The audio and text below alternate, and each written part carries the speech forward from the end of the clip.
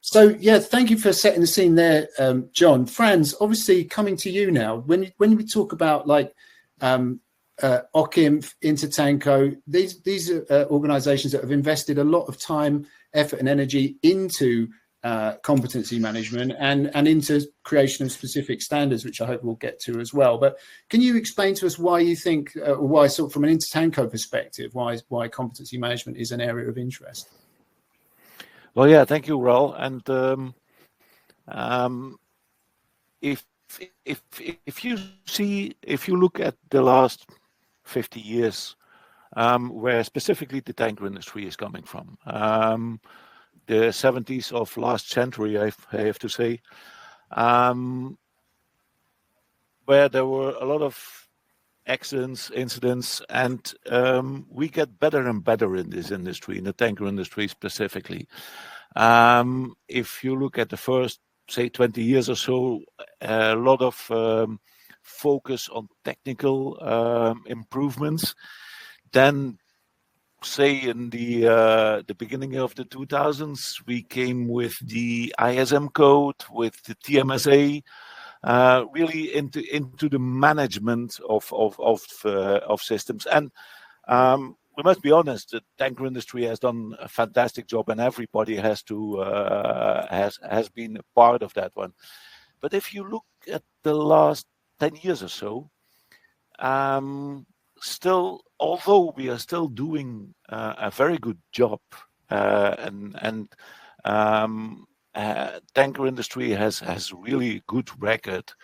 The zeros, which I mentioned before, the zero accidents, we are not there yet.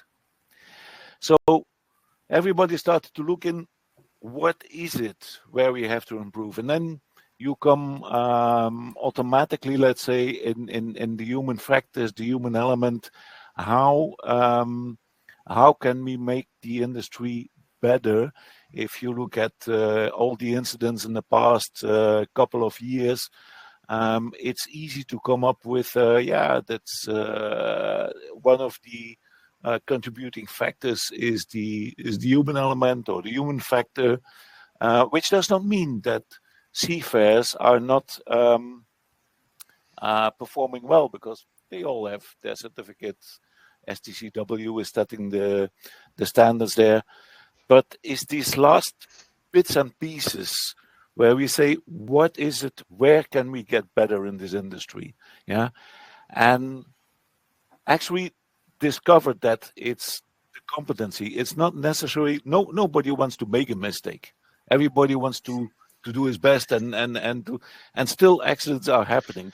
So if we can find out where are really the problems at this moment, and you can say, go specifically in the competency of the seafarers, people coming with new technologies, with new regulations.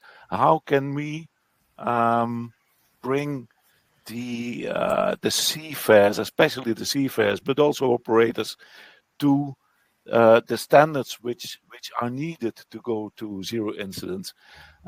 That's where the competency management came into, and that's why both OCIMF and INTERTANKO have invested a lot in research and trying to frame the competency, because it's very important to have a framework where the competency fits into, let's say.